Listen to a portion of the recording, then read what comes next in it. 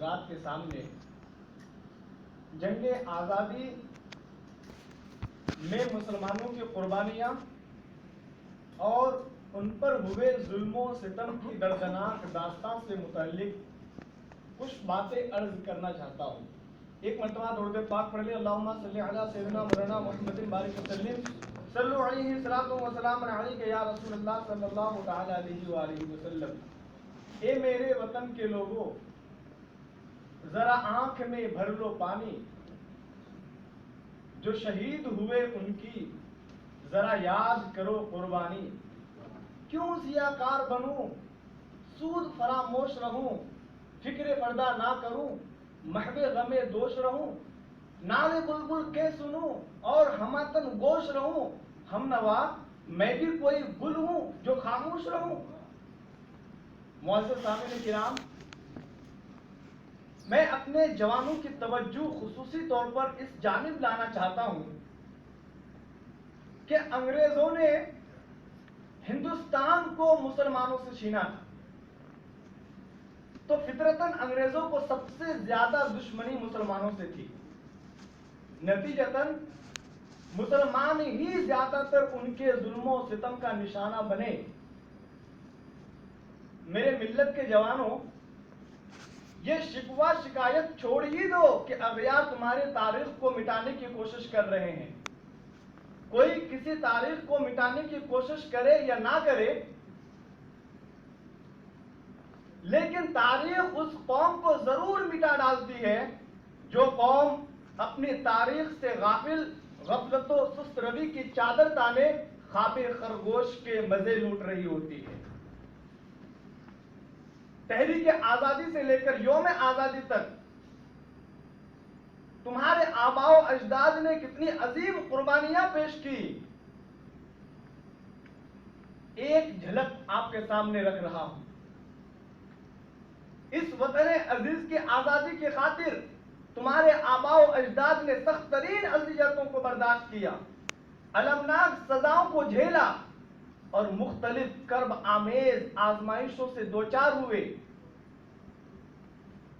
वतन की आजादी के जज्बे से सरशार तुम्हारे आबाओ अजदाद की हजारों लाखों लाशें खाको खून में तड़प गई। ये एक ऐसी हकीकत है जिसे अंग्रेजों ने खुद अपनी तारीख का हिस्सा बनाया है। मैं तहरीक आजादी और जंग आजादी आर्टिकल रिटन बाय अल्लामा यासीन अख्तर मिसबाही के हवाले से इस हकीकत को आपके सुपुर्द करने जा रहा हूं कि अंग्रेज मुर्रिखीन लिखते हैं कि जो कुछ हमने हिंदुस्तानियों के साथ सुलूक किया उसका अपने मुल्क बरतानिया में तस्वुर भी नहीं किया जा सकता।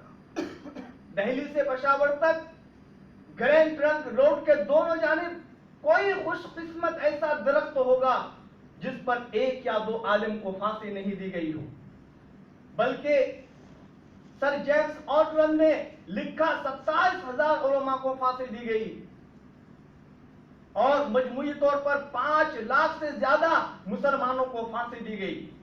जब कोई मुअज़्ज़ज़ मुसलमान किसी के हत्थे चढ़ता तो उसको हाथियों पर बिठाकर किसी दरख्त के नीचे ले जाकर उसके गले में फंदा डालकर हाथी को आगे बढ़ा दिया जाता, फिर वो मुसलमान तड़पते हुए अपनी जान को खो बैठता।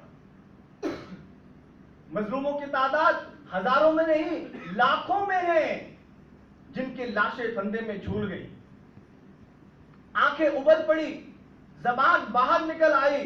एक अंग्रेज कमांडर लॉर्ड रॉबर्टस का बयान है कि चांदनी चौक दिल्ली में शहर खामोशा का मंजर था। हर तरफ लाशें बिखरी पड़ी थी, दूर दूर तक कोई जानदार नजर नहीं आ रहा था, कोई जिंदा मखलूक हमारी नजर से गुजरी नहीं। कहीं कहीं कोई कुत्ता किसी लाश को भगोड़ रहा था, कहीं कोई गिद्ध अपने घिनौनी गिजा को छोड़कर फड़फड़ाते हुए दूर तक जाता, लेकिन वो लाशों से इतना पेट भरा होता था कि उसे उड़ने की भी ताकत नहीं होती। ए मेरे मिल्लत के जवानों, ये है तुम्हारे आबाओ अजदाद की कुर्बानियां वतन अजीज की आजादी के खातिर, उन पर हुए जुल्म सितम की दर्दनाक दास्तां। लेकिन अफसोस एक तबका ऐसा भी है जिन्हें हमारी ये कुर्बानियां नजर नहीं आती। हमारी फिदाई वतन में उन्हें शक है, हमारी पेशानियों पर गद्दारी का लेबल लगाने की नापाक कोशिशें कर रहे हैं, जबकि फिदाई वतन की तारीख हमारे खून से रंगीन है। जब गुलिस्तान को लहू की जरूरत पड़ी, सबसे पहले ये गर्दन हमारी कटी, फिर भी कहते हैं हमसे ये अहले चमन, ये चमन है हमारा तुम्हारा नहीं। हमारी तापनाक हकीकत तो ये है कि जब जंग आजादी के अजीम मुजाहिद अशफाकुल्लाह खान को अंग्रेजों की जानिब से सजाए मौत सुनाई गई, तो वतन अजीज के मोहब्बत से सरशार होकर जंग आजादी के अजीम मुजाहिद अशफाकुल्लाह खान ने अपनी आखिरी ख्वाहिश का इजहार किया था, कुछ आरजू नहीं, आरजू तो ये है, कुछ आरजू नहीं, आरजू तो ये है, रख दे कोई जरा सी खाके वतन कफन में, रख दे कोई जरा सी खाके वतन कफन में। मुअज़्ज़ज़ सामिन किराम, मैं पूछना चाहता हूं, क्या तुमने अल्लामा फजल खैराबादी की कुर्बानियों को भुला दिया? अल्लामा फजल हक खैराबादी ने सिर्फ अपने एक फतवाए जिहाद के जरिए पूरे आलम इस्लाम को अंग्रेज के खिलाफ महाज आराई के लिए एक प्लेटफॉर्म पर लाकर खड़ा कर दिया, और सिर्फ एक दिन में एक आवाज पर 90,000 सिपाह दिल्ली में आकर के जमा हो गए ताकि वो अंग्रेजों के खिलाफ डटकर मुकाबला करे।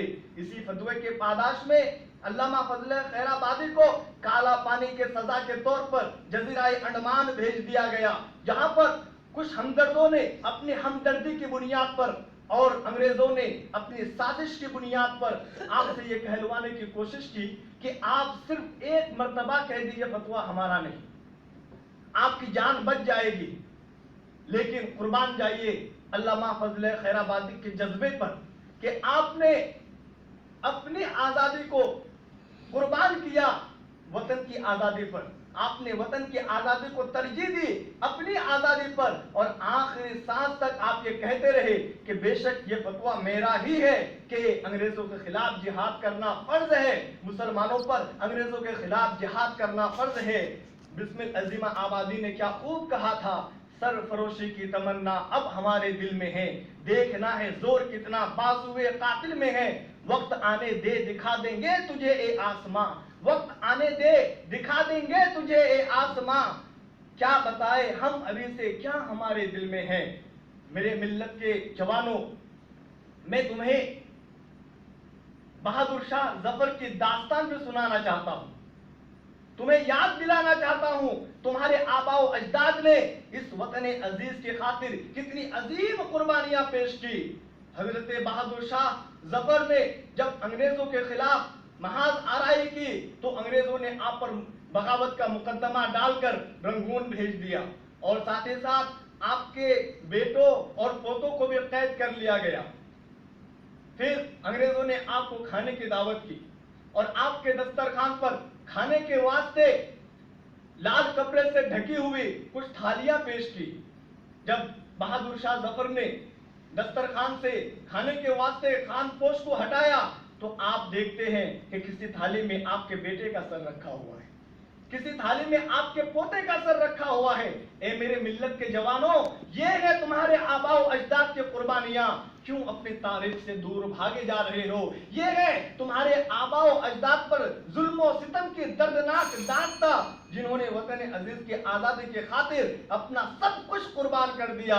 आइए मैं अब आखिरी बात में कहकर रुखसत होना चाहता हूं। मैं अपनी गुफ्तगू जो कुछ अब तक बयान हुआ इससे तो मुकम्मल वाज़ेह हो जा रहा है कि हमने हिंदुस्तान के लिए क्या किया, कोई शक को शुबा बातें नहीं रह जाता। लेकिन मैं फिर भी खुले लफ्जों में यह कहना चाहता हूं कि सुन लीजिए, हमने अपनी मेहनत और मशक्कत के जरिए इस हिंदुस्तान को सोने की चिड़िया बना दिया, और फिर जब वक्त आया तो हमने अपनी गर्दन और साथ साथ अपने बाल बच्चों के गर्दनों को कटवा कर इस मुल्क को अंग्रेजों के चुंगल से आजाद करा दिया। मैं अपनी गुफ्तगू को भगत सिंह के इन अल्फाज पर खत्म करना चाहता हूं ताकि वो लोग जिसे असबियत की बुनियाद पर मेरी बात समझ में ना आए वो भगत सिंह की बात को समझ जाए। हुआ ये कि जब मुकदमा दायर हुआ भगत सिंह पर तो जज ने कहा कि 800 साल तक मुसलमानों ने तुम पर हुकूमत की, तुमने कभी मुसलमानों पर बम नहीं गिराया और हमारे आए हुए 150 साल हो रहे हैं और तुम हमसे लड़ाई कर रहे हो, हम पर बम गिरा रहे हो। तो इस पर भगत सिंह ने क्या जवाब दिया था, उनके अल्फाज पढ़कर मैं आपको सुना रहा हूं। जब भगत सिंह ने यह सुना तो मुस्कुराया और कहा, मुसलमानों ने हम पर हुकूमत की और ऐसी हुकूमत की कि हमारे देश को सोने की चिड़िया बना दिया और ऐसे सोने की चिड़िया बनाया कि इस चिड़िया की चहचहाहट आपको 7 समंदर पार से यहां खींच लाई। और जज साहेब, आपने 150 साल यहां कैसे राज किया? कुछ लाइनों के बाद लिखते हैं कि मुगलों और पठानों ने हमारे देश पर ऐसा राज किया कि इसे अपना घर बना लिया और इसी की धूल मिट्टी में अपने आप को मिला दिया। जो पैसा यहां से लिया यहीं पर खर्च कर दिया और इस देश को सोने की चिड़िया बना दिया। ये है भगत सिंह के अल्फाज। मजहब नहीं सिखाता आपस में बेड़ रखना, हिंदी है हम वतन है हिंदुस्तान हमारा।